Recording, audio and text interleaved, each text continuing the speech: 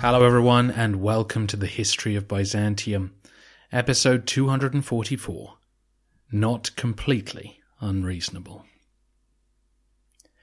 Last time, we followed Manuel to the abandoned fortress of Myriokephalon, and then on into the pass of Zybrits. The emperor's attempt at a crusade was cut to pieces in the defile, and when the Sultan of Iconium offered to make peace, Komnenos eagerly agreed. The terms of the ceasefire included the demand that the Romans pull down the two fortresses they had recently erected, at Souvleon and Dorylaeum. Each sat at an entry point to the plateau. Manuel made his way home via Souvleon and duly destroyed the fortress. But he left Dorylaeum where it was, and offered no explanation when the Sultan complained.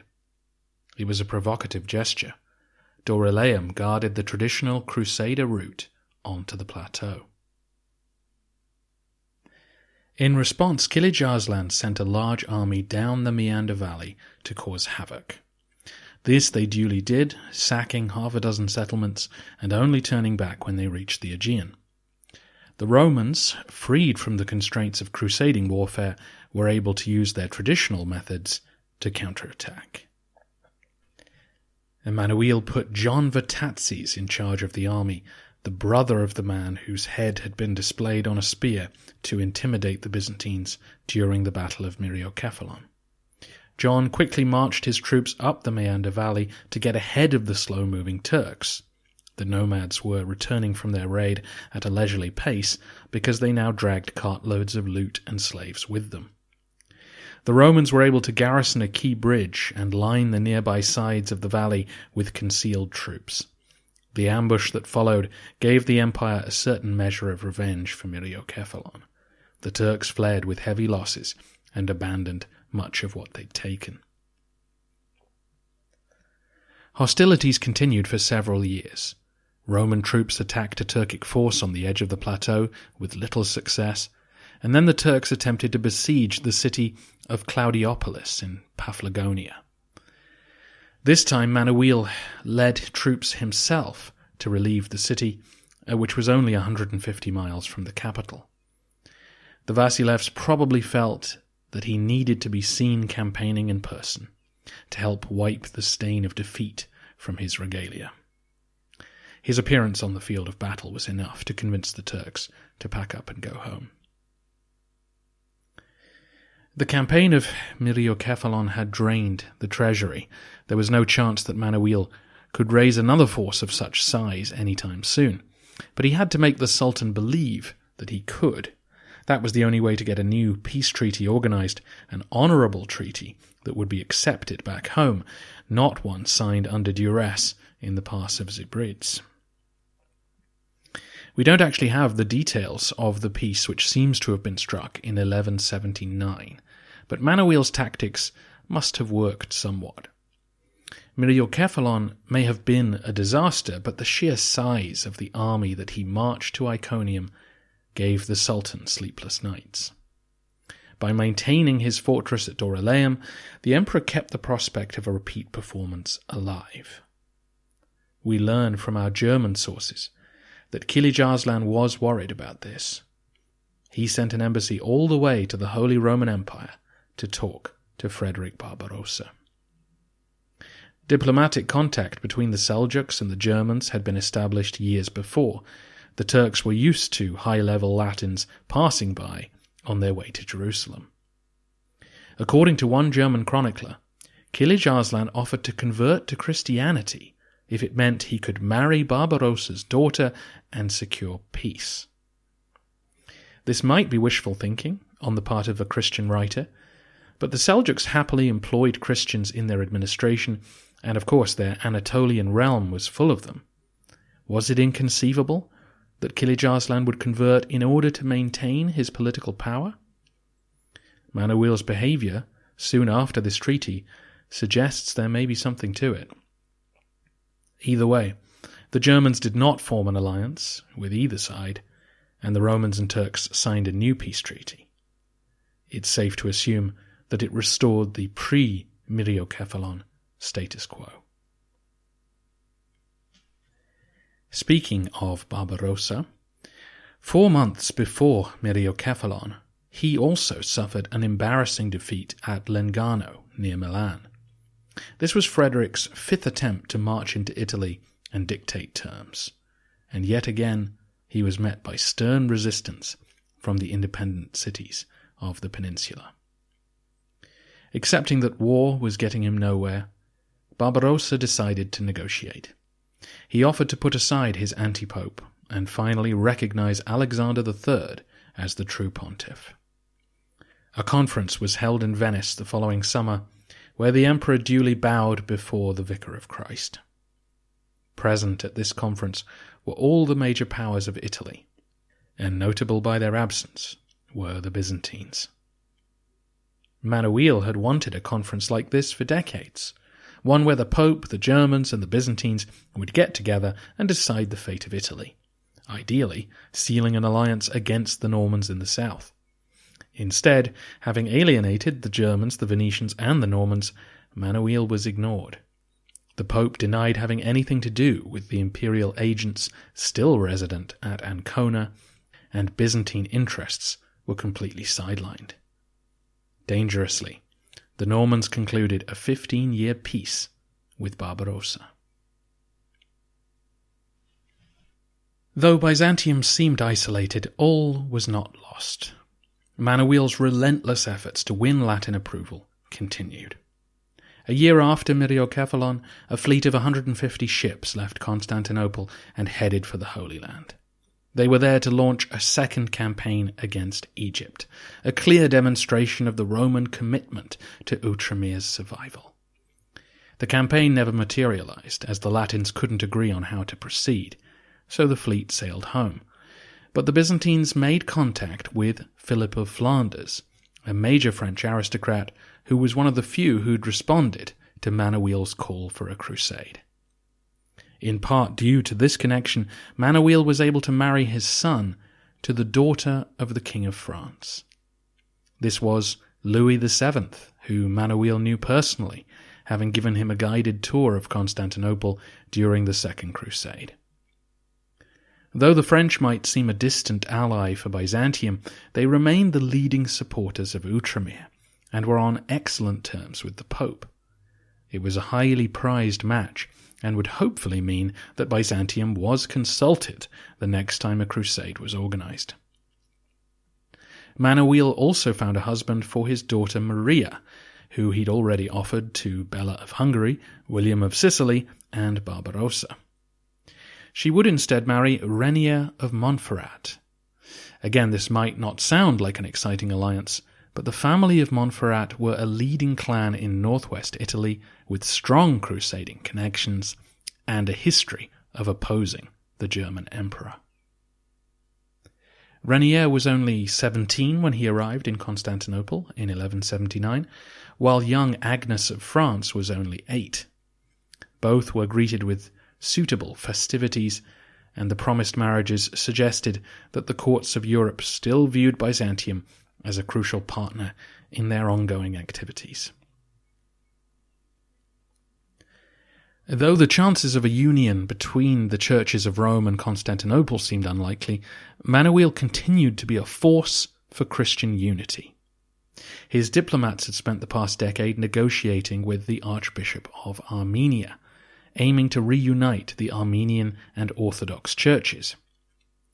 I won't go into the theological issues at stake, as needless to say, the reunion did not take place, but the diplomatic effort did impress contemporaries. Since the Armenians dominated Cilicia and the Taurus Mountains, they now had strong contacts with the Latins of Outremer, and the Roman effort to bring them all together won general approval. Manuel was again attempting to position Byzantium as a pro-Latin, pro-Crusader power. In theory, if all the Christians from Constantinople to Cairo could be united in an anti-Muslim coalition, it would be good news for everyone, and the Roman emperor would be the natural leader of such a movement. Of course, not everyone was thrilled at the prospect. After all, a negotiation implied that each side was willing to give something up, and in this case it was Orthodox theology that was being discussed. Most Byzantine bishops firmly believed that their dogmas were unchanging and unchangeable. Manuel's attempts to discuss change for political purposes were therefore viewed with deep suspicion. Komnenos' relationship with his church had changed significantly over the years. You may remember that in his first decade in power, he'd issued a series of generous decisions in the clergy's favour, granting them financial and legal privileges, including favouring them in any property dispute.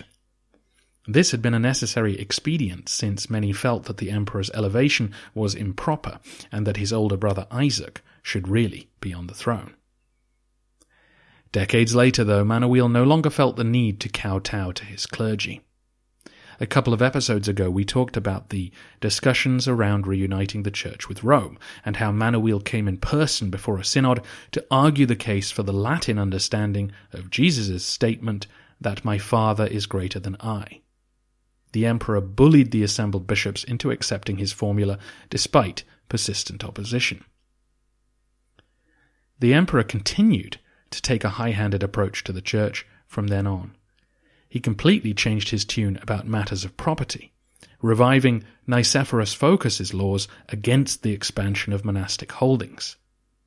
As Manuel's expenses skyrocketed, he, like many emperors before him, began to look on ecclesiastical property and its exemption from much taxation as deleterious to the interests of the state. Manuel also began to change the law. He criticized the church for offering sanctuary to murderers from across the empire. Apparently persistent criminals were doing away with their enemies, then travelling to the Hagia Sophia to beg for mercy. They were being granted indulgences and sent on their way, rather than being forced into a monastery or any other suitable penance. Manuel also tampered with the laws concerning consanguinity in marriage, as in marrying someone you were related to.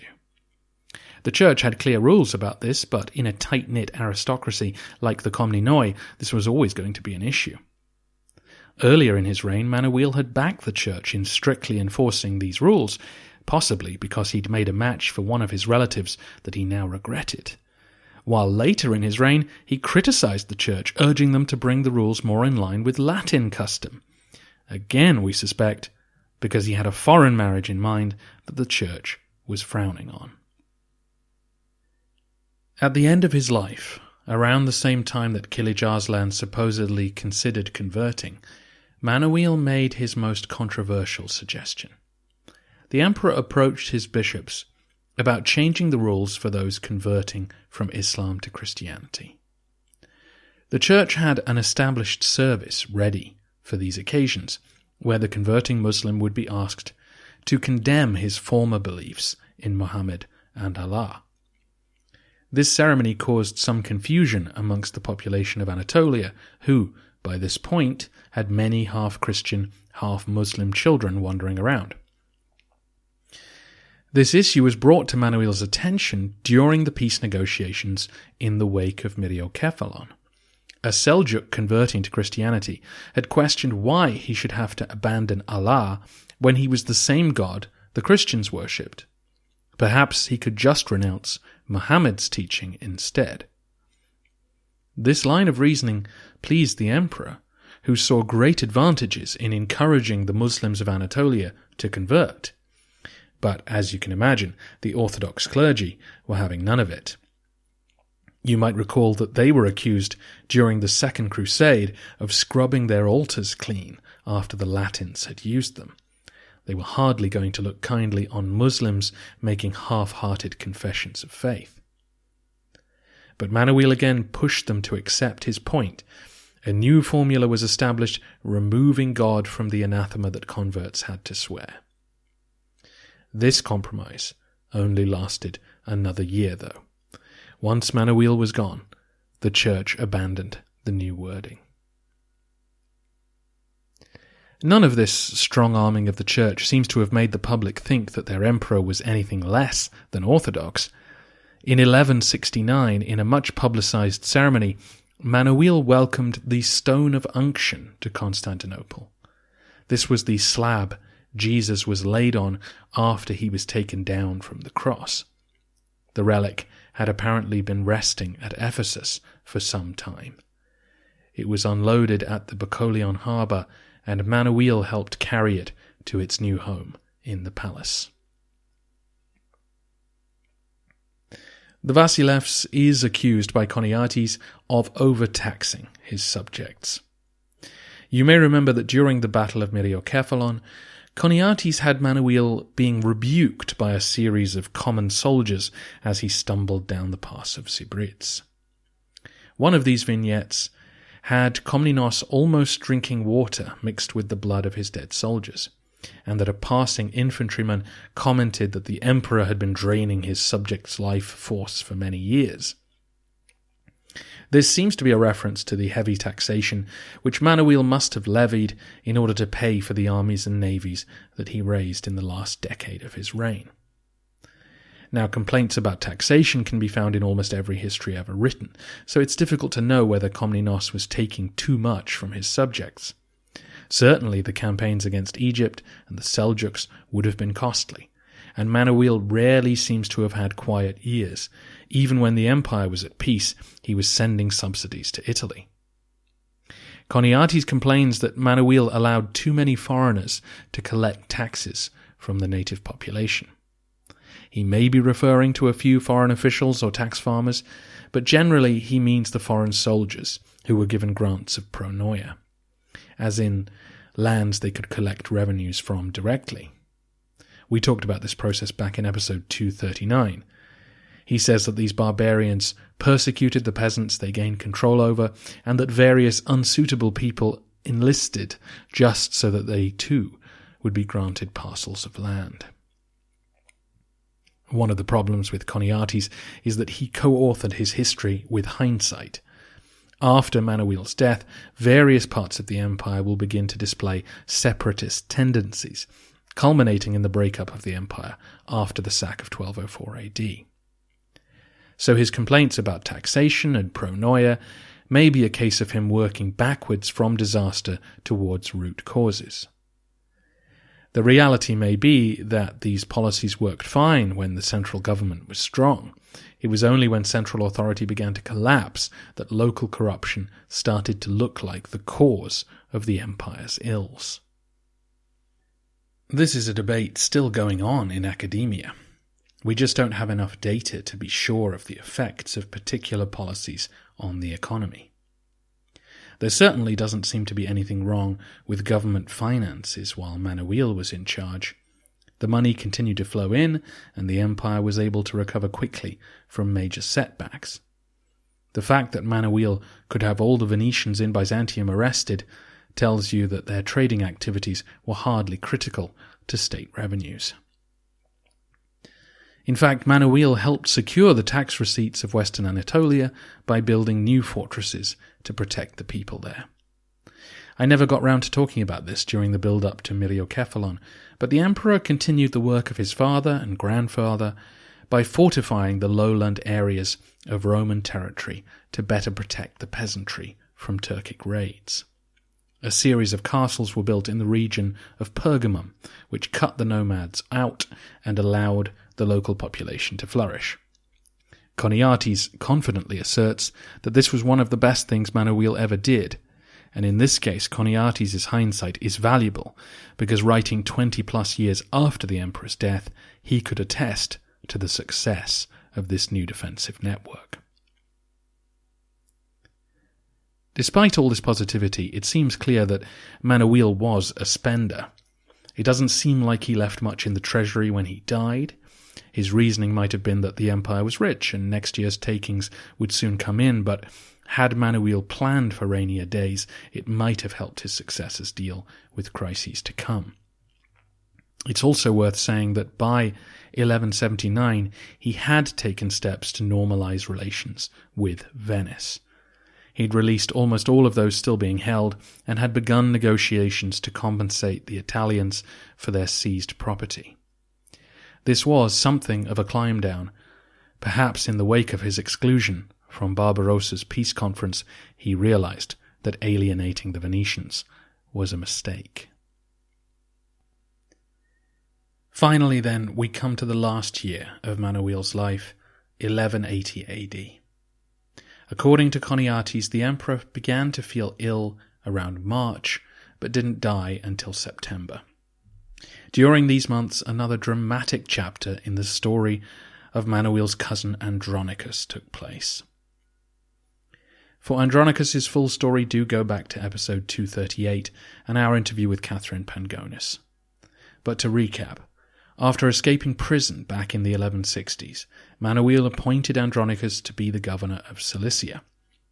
In typically foolhardy fashion, Andronicus picked a fight with the Armenians and lost. Rather than crawl back to Constantinople, the renegade prince fled to Antioch, and then on to Jerusalem. Once in the Holy Land, he seduced his niece Theodora before absconding with her to the court of Nur al-Din. This scandalous episode finally prompted Manuel to order that Andronicus, if caught, should be blinded. But Andronicus would not be captured.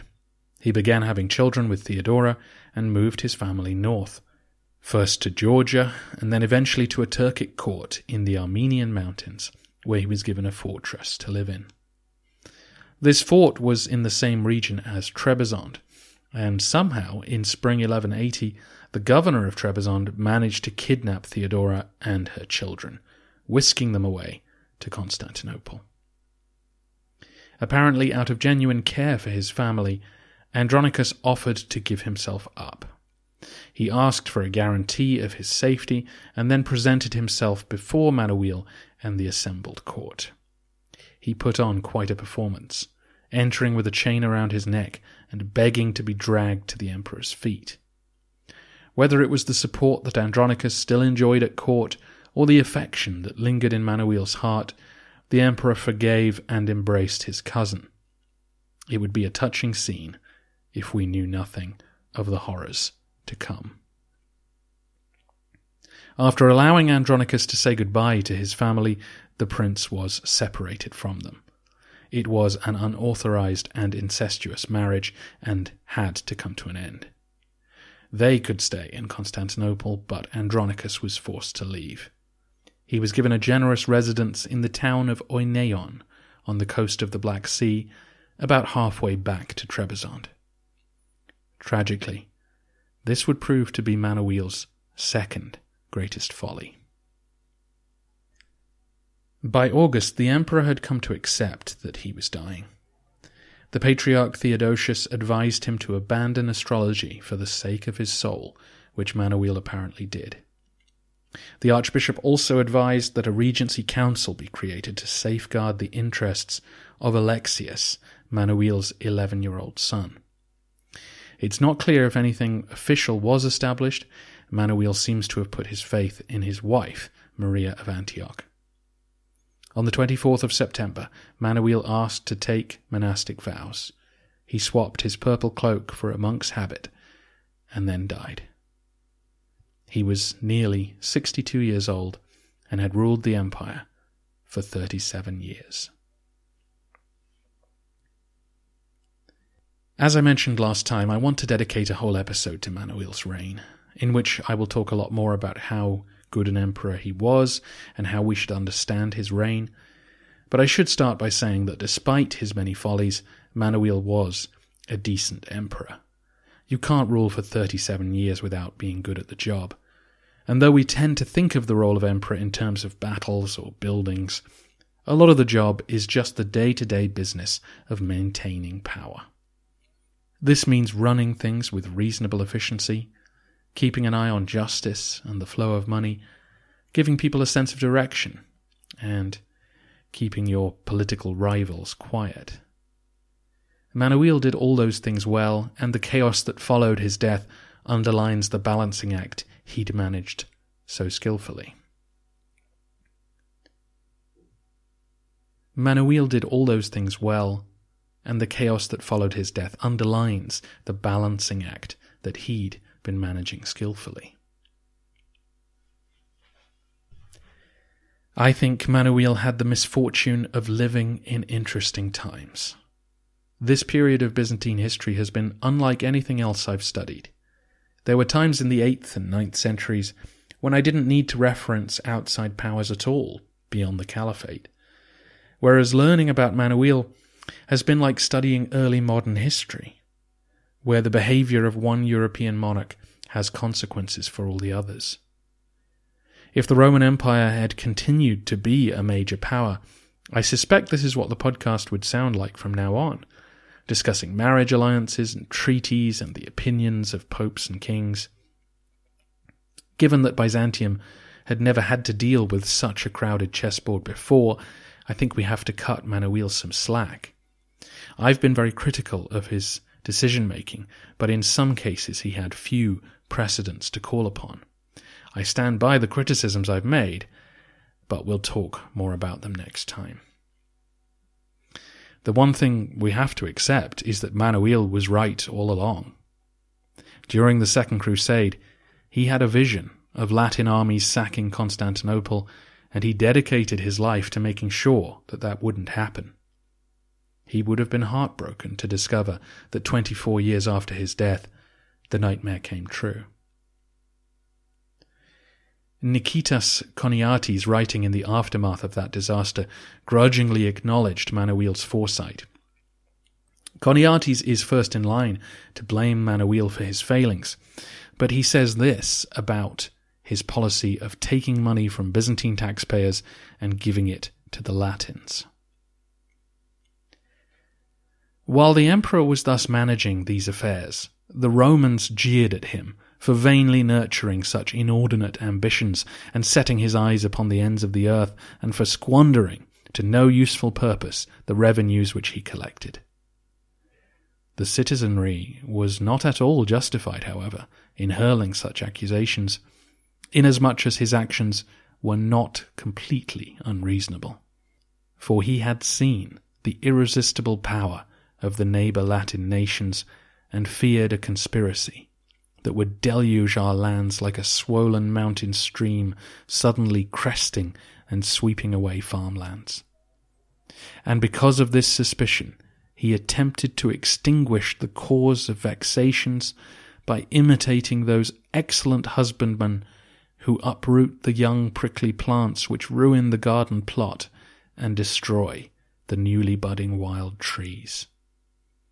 As events were to demonstrate after he had departed this life, his thoughts and actions were both sound and reasonable, and shortly after this wise helmsman was cast overboard by circumstance, the ship of state sank. End quote.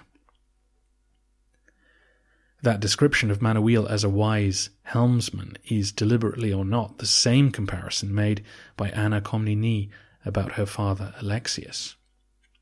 Despite the mistakes he made, Manuel had maintained the Komnenian system of government through to its centenary.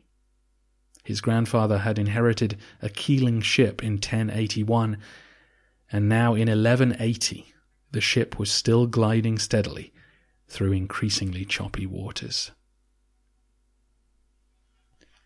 Next time, I'll elaborate on where I think Manuel went right and where he went wrong, and confess my guilt over my own judgments. I will also answer any questions you have about Manuel's reign, so do post on the website or social media, or email me, thehistoryofbyzantium@gmail.com. For those of you who'd like to know more about Frederick Barbarossa and the history of Germany in this period, then help is at hand. Dirk Hoffmann is tackling the huge topic of German history from 919 to 1991. Dirk already has over 50 episodes in the can for you to enjoy, and it's all right on stream for our current narrative. If you want to learn more about Conrad, the Second Crusade, and of course Barbarossa himself, then check out the History of the Germans podcast at historyofthegermans.com or wherever you get your podcasts.